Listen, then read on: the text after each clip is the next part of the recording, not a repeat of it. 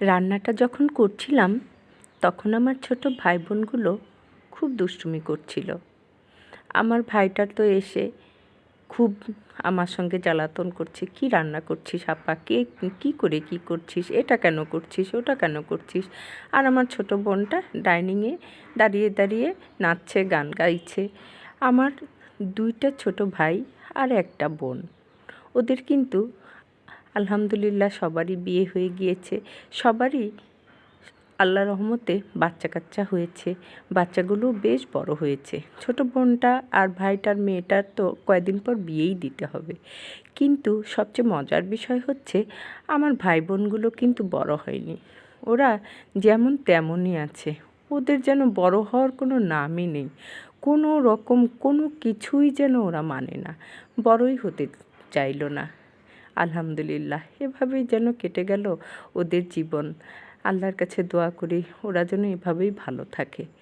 আমাদের মা বেঁচে নেই, যেহেতু আমি বড় বোন, অনেক দিন পর আমি বাড়িতে গিয়েছি। আর আমার হাতের রান্নাটা ওরা খুব পছন্দ করে।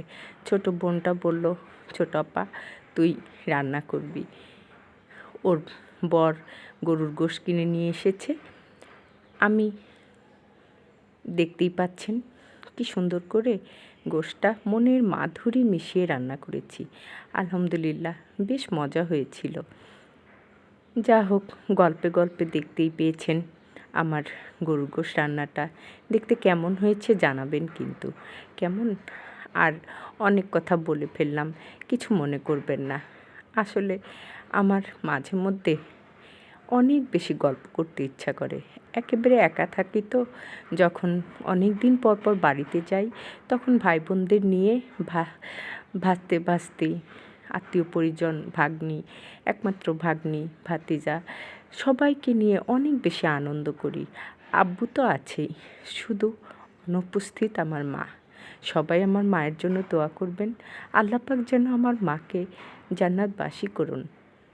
আল্লাহ পাক আমার মাকে অনেক বেশি ভালো রাখেন। সকলেই আমার মায়ের জন্য দোয়া করবেন। যাই হোক, সকলেই ভালো থাকবেন। আল্লাহ হাফেজ।